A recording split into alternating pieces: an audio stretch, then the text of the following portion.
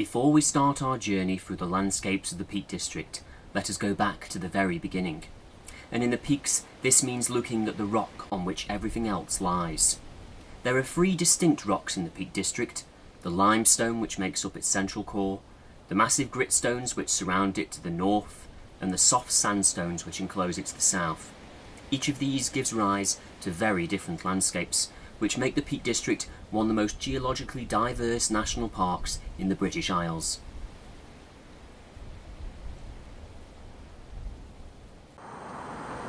The geological history of the Earth is fascinating. Indeed, I've spent a large amount of my life in studying it. When you look back over the eons of time this planet has been here, the timescales can be incomprehensible. Now, before I even start discussing the geology, I would like you to do something for me. Close your eyes. Trust me, I'm not there in your house, I'm not going to come and steal anything from it, just close your eyes, okay? Then imagine that you're on a beach. It could be one of the most beautiful beaches in the world. You could be in Hawaii or the South Pacific and French Polynesia. It could be a rill. And imagine a grain of sand. Then imagine counting every single grain of sand on that beach. Then imagine counting every single grain of sand on every single beach in the world. And there are more grains of sand on every beach on the Earth than there are stars in our galaxy. And there are more galaxies than there are grains of sand on every single beach on this planet. I cannot comprehend that. And time is a little bit like that as well. The Earth dates back to 4.6 billion years ago. And a billion is 1,000 million. At that point, we were a great big molten ball of rock. This was called the Hadean era, after Hades, the Greek underworld.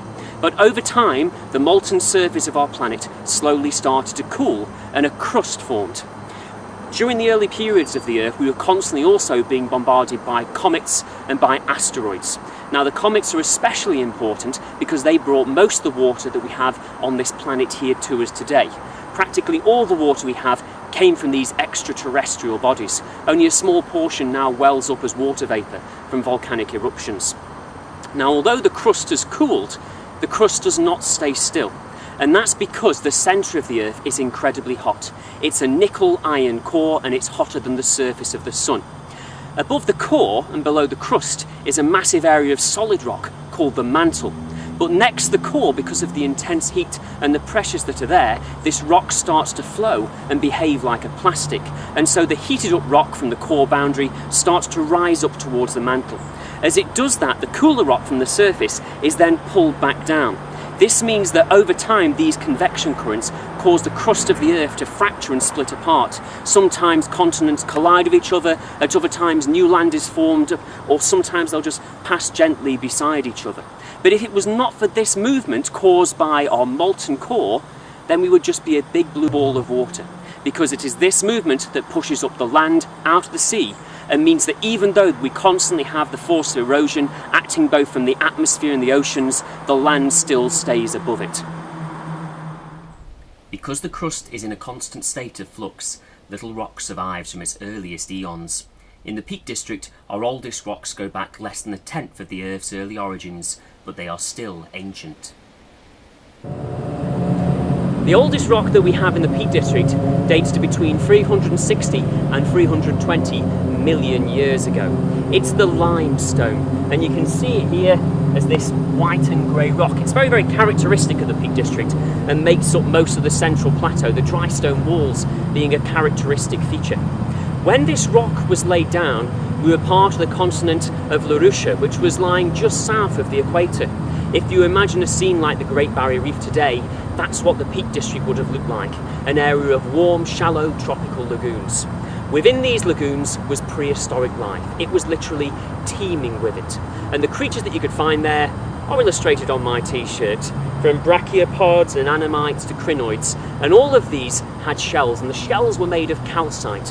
When they died, they drifted to the bottom of the sea, and over time their shells were compressed to form the rock that we have around us today.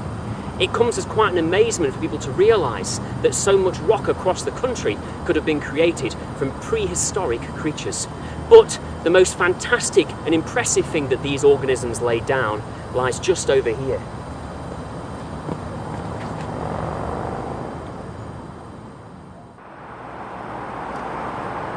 In the Devonian period, which took place during the Carboniferous era, there was a mass extinction. And this extinction wiped out practically all the life in the world's oceans. Now, I've just told you that the limestone rock itself was made out of these ancient sea creatures. But although they disappeared, the rock continued to be laid down. This time, however, the reef mounds themselves were created from primitive algae and bacteria. Now, you may think that such small organisms wouldn't be able to build rock of any great size, but prepare yourself for a surprise. We are on high tour, and take a look down there. The colossal face of limestone rises to a fractured 400 foot above the flow of the River Derwent. These prehistoric algae and bacteria created this enormous carbonate reef mound. So big is its size that it's actually altered geological futures. For example, the River Derwent here that now runs in this massive gorge didn't originally follow this path. There's argument at the moment about whether this massive reef mound diverted the flow many millennia ago. Although some people argue that the gigantic face we see here today could have been created by glacial meltwaters over the last few 100,000 years. Either way, this is one of the most impressive geological sites in the whole of Britain. And I'm not going to fall off. Yes, you are.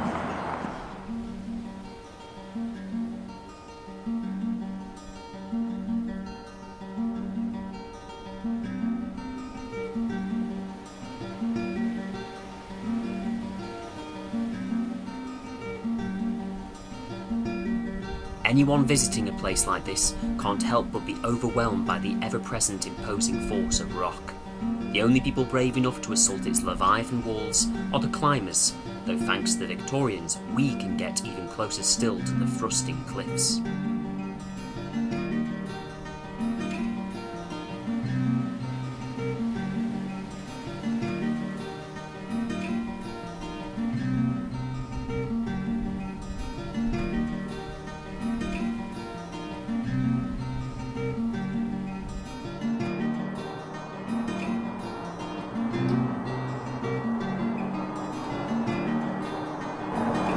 The Victorians really knew how to get close to their geological wonders.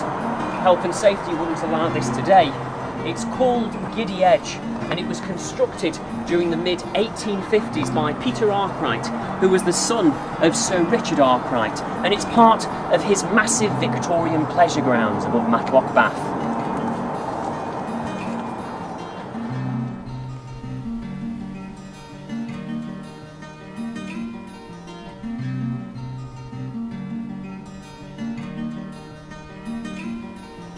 The cliff path continues along this wall of High Tor before joining back with the Victorian carriage trails that criss-cross Arkwright's old estate.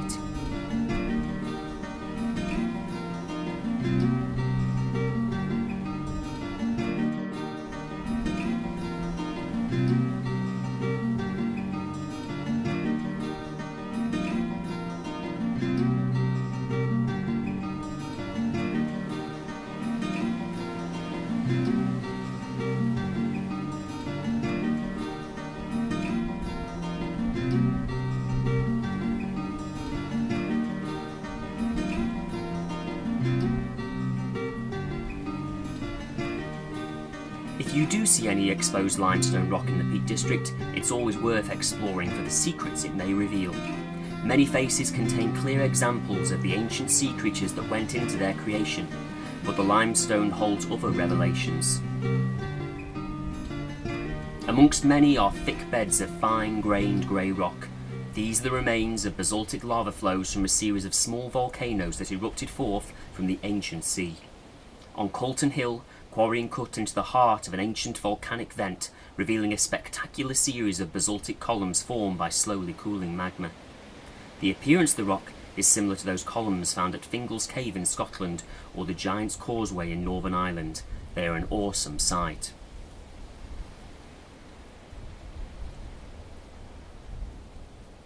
But limestone rock is just the start of our story, and over the coming millennia, different rocks were laid down on this ancient foundation.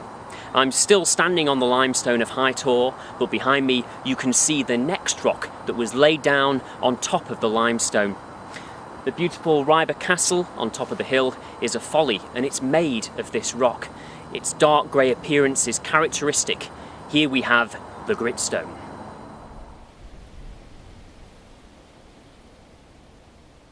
Around 320 million years ago, a massive chain of mountains were created to the north of Britain. As soon as they formed, water, wind and sun began to erode them away, and the shallow limestone sea of the Peak District became covered by the muddy outflow from a huge river delta full of sediment from these mountains.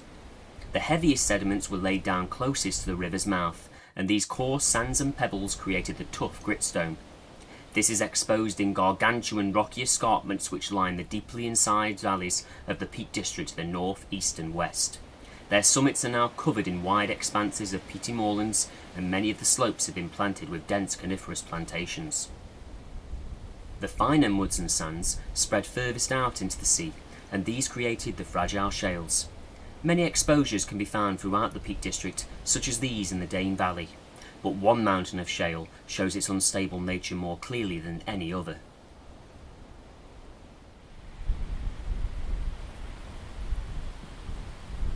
Mam Tor rises 1,696 feet above the Hope Valley.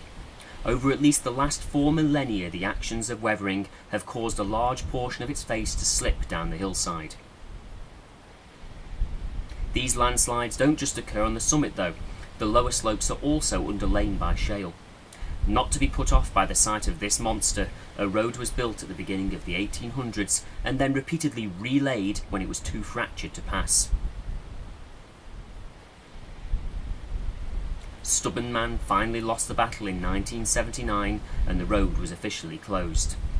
Layers of tarmac up to 2 meters thick litter the slopes, evidence of the numerous post-war efforts to keep the road open.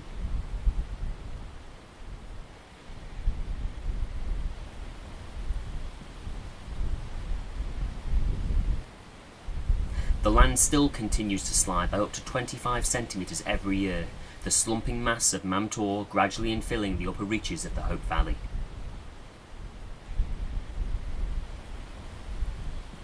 The sheer force of the earth is felt by anyone who studies geology, and in the Peak District there are some incredible examples of its raw power. About 300 million years ago, the continent of Laurussia collided with the continent of Gondwana to form a massive supercontinent called Pangea. The Peak District, now covered in gritstone and shale, was thrust up into a great dome. The dark grey rocks cracked and the ancient limestone was exposed again at its heart.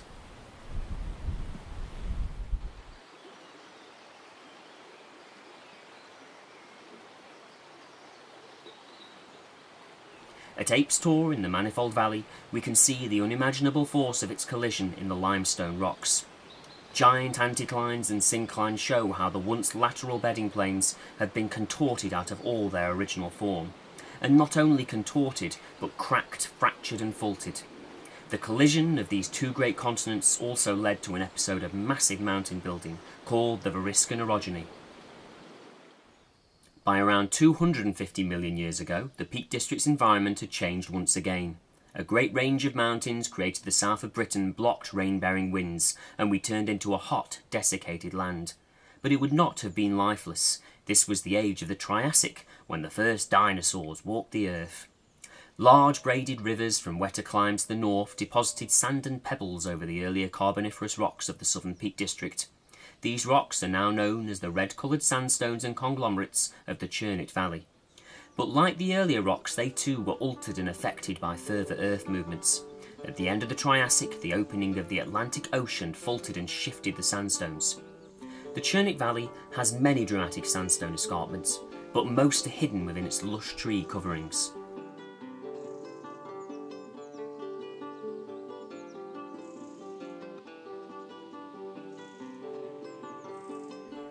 Outside of the village of Ipstones, on the old Belmont estate, lie two lonely pinnacles named Gog and Magog.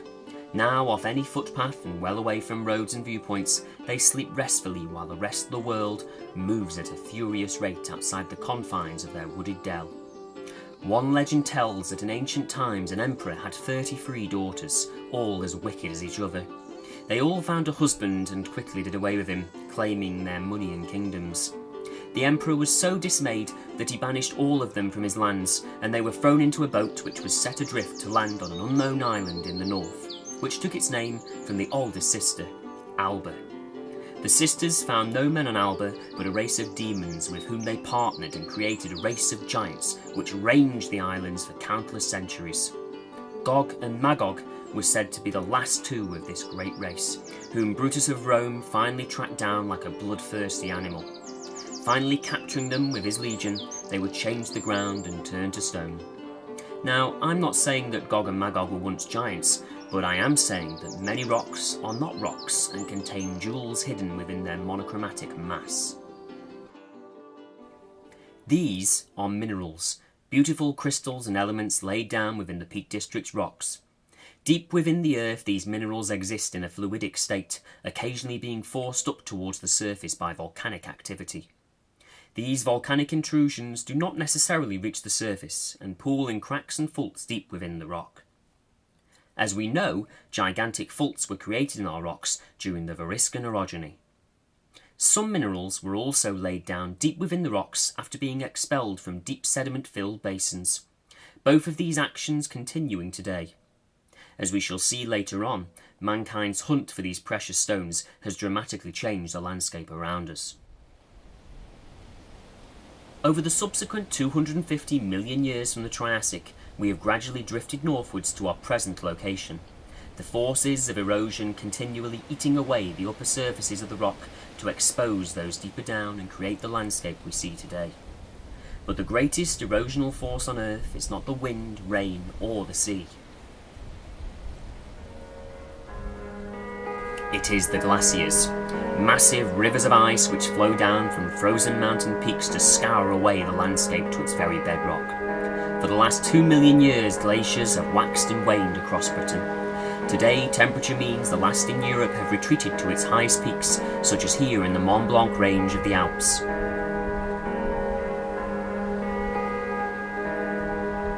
These great bulldozers move with unstoppable force as they grind and pluck away the land around them. Nothing can stop them, and they turn once familiar sloping V-shaped valleys into roughly carved troughs strewn with moraines, remnants of the sediment they carry within them.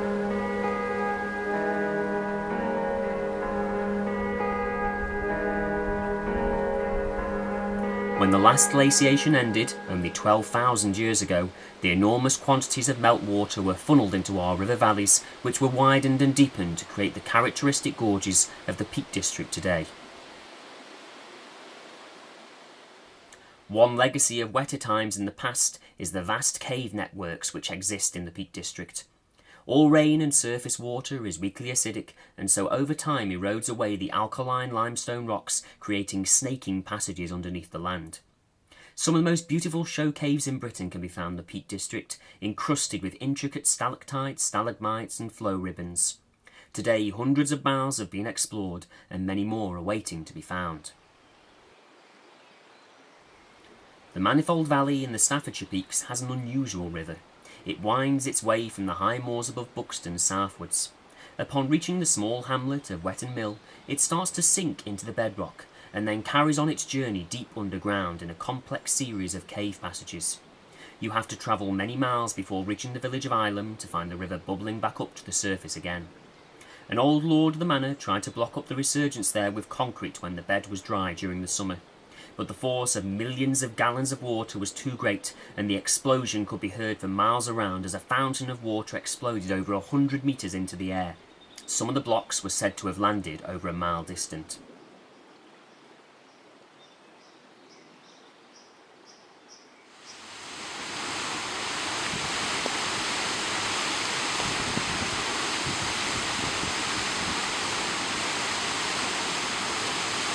Many miles from the Manifold, on the northern edge of the limestone, lies the Waterfalls Swallow.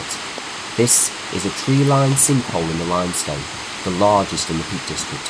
In the summer, this is just a dry basin, but in the winter, after weeks of heavy rainfall, it is transformed into a spectacular torrent which plunges thousands of gallons of water over the 45-foot-high wall of impermeable shale.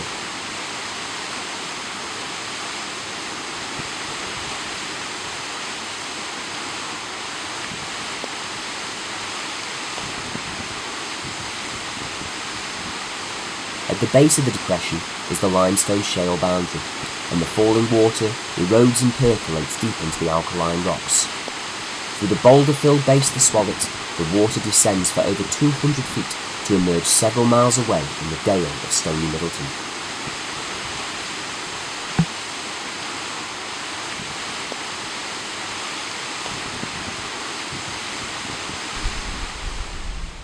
This has only been a brief introduction to the Peak District's geology and geomorphology. There is so much more to discover, and we shall be returning to this fascinating topic throughout the series. But now it is time to begin our journey. As we come out of the dark days of winter, the wheel of the year begins to turn again.